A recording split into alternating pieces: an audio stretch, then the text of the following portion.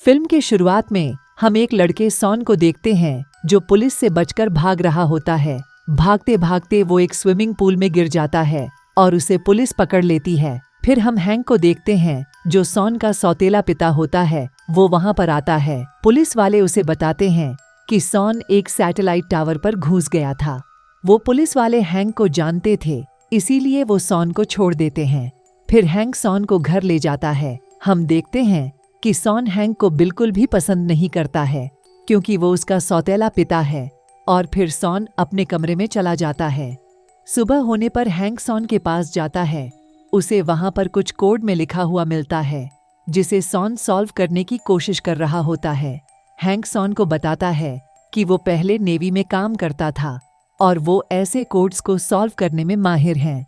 फिर sworn hang को वो कोड सॉल्व करके दिखाने को कहता है, लेकिन हैंक उससे पहले सॉन के उस टावर पर जाने का कारण पूछता है, जिस पर सॉन उसे बताता है कि उसे एक रेडियो सिग्नल से किसी ने मैसेज भेजा हुआ था, लेकिन उसका सिग्नल इतना स्ट्रांग नहीं था कि वो उस मैसेज को कैप्चर कर लें। इसीलिए वो सिग्नल को बढ़ाने के लिए उस सैटेलाइट टावर पर गया था और अब उसे ये कोड वाला मैसेज मिला है।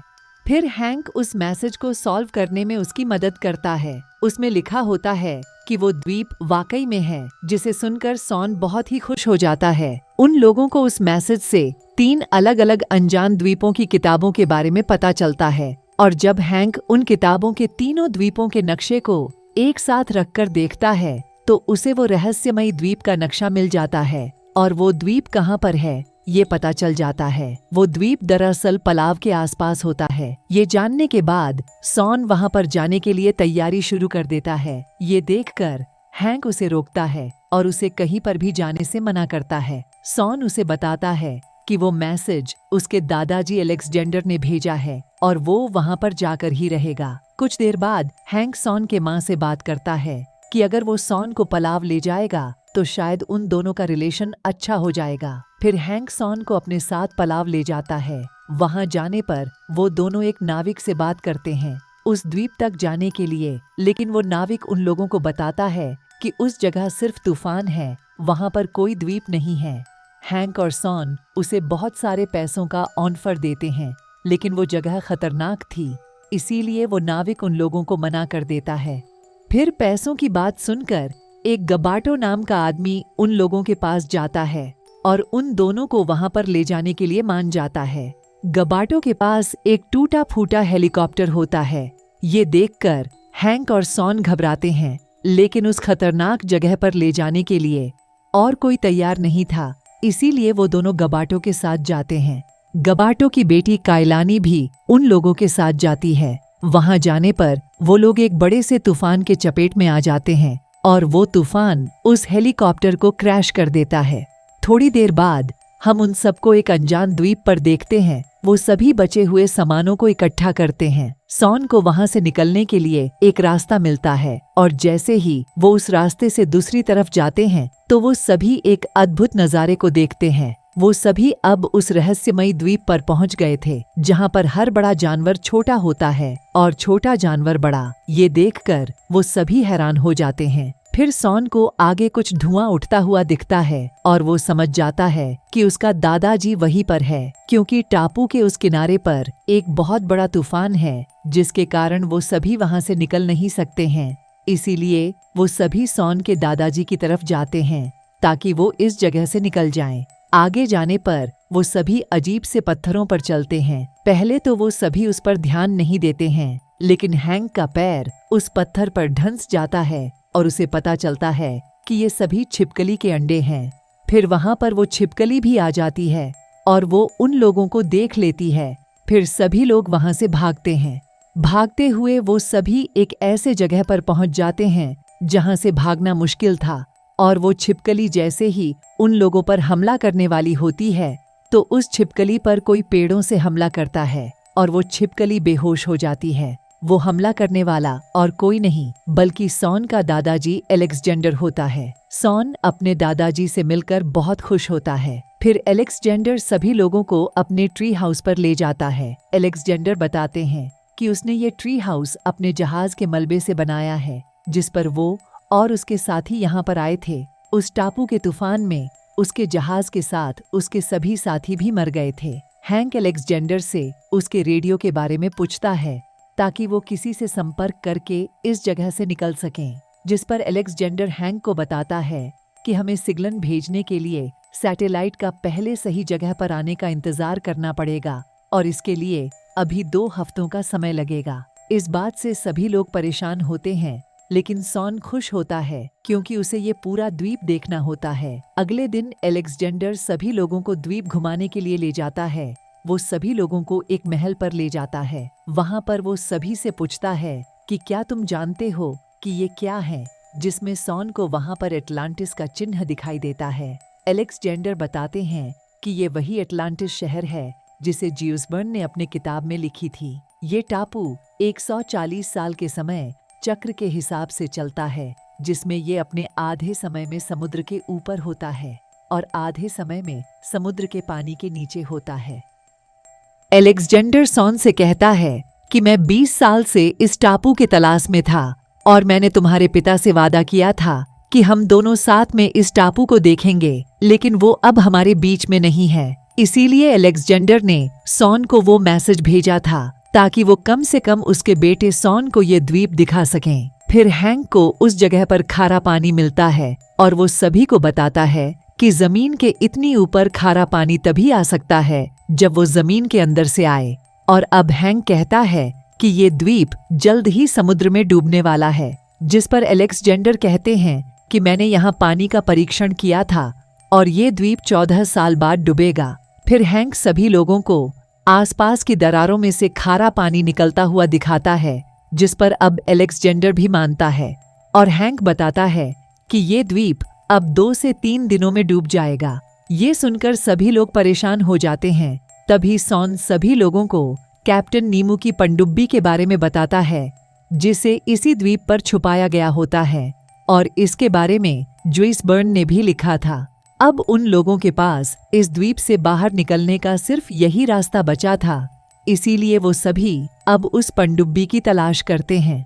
अलेक्जेंडर सभी लोगों को कैप्टन नीमू की कब्र के पास ले जाते हैं, जिसके अंदर नीमू के शरीर के साथ उसकी डायरी भी है, जिससे उन लोगों को उस पनडुब्बी के बारे में पता चल सकता है। क्योंकि उस कब्र का सुरंग बहुत ही छोटा था, इसीलिए कायलानी वहां पर जाती है और वो वहां से वो कैप्टन नीमू की डायरी को लाती है। फिर जब वो सभी उस डायरी को देखते हैं तो अलेक्जेंडर को पता चल जाता है कि पनडुब्बी आखिर किस जगह पर है। वो सभी लोगों को बताता है कि उस जगह पर पहुंचने का सुरक्षित रास्ता तट के किनारे चलते हुए जाना है, लेकिन इस रास्ते में उन लोगों को समय लग जाएगा और दूसरा रास्ता टापू के बीच से जाने का होता है। अब जब सभी लोगों के पास समय कम होता है, इसीलिए वो सभी शॉर्टकट रास्ते को अपनाते हैं। फिर अलेक्जेंडर सभी लोगों को आगाह करता है कि उस रास्ते पर उन लोगों को तरह तरह के भयानक जीव दिखेंगे जो उनके सपनों में आकर उन सब को डरा सकता है। फिर सभी लोग आगे बढ़ते हैं। आगे बढ़ते हुए वो सभी ज्वालामुखी के पास पहुंच जाते हैं, जहां पर सभी लोग देखते हैं कि ज्वालामुखी की राख में सोना निकल रहा है, जिस पर सॉन कहता है कि ये वही सोना है जिसे इस आइलैंड पर छुपाया गया था। सॉन अब उस जगह पर सोना ढूंढने के लिए जाना चाहता था, लेकिन सभी लोगों के समझाने पर कि उन लोगों के पास अब कम समय है, इसीलिए वो सोना छोड़कर अब आगे बढ़ते हैं। थोड़ी दूर जाने पर उनके रास्ते पर एक पहाड़ आ जाता है, जिसे चढ़कर पार करने पर कई दिनों का समय लग जाएगा। तभी अलेक्जेंडर वहीं पर एक मधुमक्खी पर बैठ जाते हैं और कहते हैं कि इसके जरिए हम सभी लोग इस पहाड़ को पार कर लेंगे। फिर सभी लोग अलग अलग मधुमक्खी पर बैठ जाते हैं और पहाड़ को पार करते हैं, लेकिन उसी वक्त वहां पर 3 बड़ी सी चिड़िया आ जाती है और मधुमक्खी को खाने के लिए उन सब का पीछा करती है, जिससे बचने के लिए सभी लोग अलग अलग हो जाते हैं। अलेक्जेंडर और हैंक 2 चिड़ियों को आपस में फंसा देते हैं और बच जाते हैं, लेकिन एक चिड़िया सॉन के पीछे पड़ी होती है, जिसे सॉन मकड़ी के जाल में फंसा देता है। लेकिन इस चक्कर में वो एक पेड़ की टहनी से टकराकर नीचे गिर जाता है और उसके पैर में चोट लग जाती है। थोड़ी देर बाद अब रात भी हो जाती है और वो सभी एक जगह पर रुक जाते हैं, जहां पर हैंक गाना सुनाकर सभी लोगों का मनोरंजन करता है। फिर गबाटो अपने बेटी से बात करता है, जहां पर वो उससे कहता है कि सॉन तुम्हें पसंद करता है, वो एक अच्छा लड़का है। जिस पर कायलानी कहती हैं कि इस टापू से निकलने के बाद तो वो वापस अमेरिका चला जाएगा और वो फिर एक बड़े कॉलेज में जाएगा। हमारे पास इतने पैसे ही नहीं हैं कि मैं भी एक बड़े कॉलेज में जा सकूं। ये देखकर गबाटो उससे वादा करता है कि तुम जरूर बड़े कॉलेज में जाओगी। इसके बाद सभी लोग सो जाते हैं। सुबह होने पर सॉन देखता है कि अब पानी और भी ज्यादा तेजी से ऊपर आ रहा है। फिर वो सभी लोगों को इसके बारे में बताता है, जिस पर हैंक सभी लोगों बताता है कि अब हमारे पास सिर्फ 2 से 3 घंटे ही बाकी है। ये आइलैंड बहुत तेजी से डूब रहा है। दूसरी तरफ कायलानी देखती है कि उसके पिता गबाटो वहां से गायब है। फिर उसे याद आता है कि गबाटो ने उससे वादा किया था कि वो भी एक बड़े कॉलेज में जाएगी और इसीलिए वो जरूर उस सोने के पहाड़ पर ही गए हैं। अब कायलानी अपने पिता के लिए उस पहाड़ की तरफ जाने लगती है, लेकिन वो वापस आने का रास्ता नहीं जानती थी और जंगल में खतरा भी था, इसीलिए उसके साथ एलेक्जेंडर भी जाता है। और दूसरी तरफ सॉन और हैंक उस पनडुब्बी को ढूंढने के लिए जाते हैं। तट के किनारे पहुंचने पर हैंक देखता है कि पानी के स्तर बढ़ने के कारण वो पनडुब्बी अब पानी के नीचे चला गया है। इसीलिए वो दोनों पानी के नीचे जाने का फैसला करते हैं और इसके लिए वो जुगाड़ के जरिए वो ऑक्सीजन को एक थैले में भरते हैं। इधर एलेक्जेंडर और कायलानी को गोबाटो मिल जाता है, जो सोने का एक बड़े पत्थर को निकालने की कोशिश कर रहा होता है। कायलानी अपने पिता से कहती हैं कि मेरी असली दौलत आप हो, मुझे ये सोना चांदी नहीं चाहिए। ये सुनकर अब गबाटो रोने लगता है और अब वो सभी पनडुब्बी की तरफ आगे बढ़ते हैं।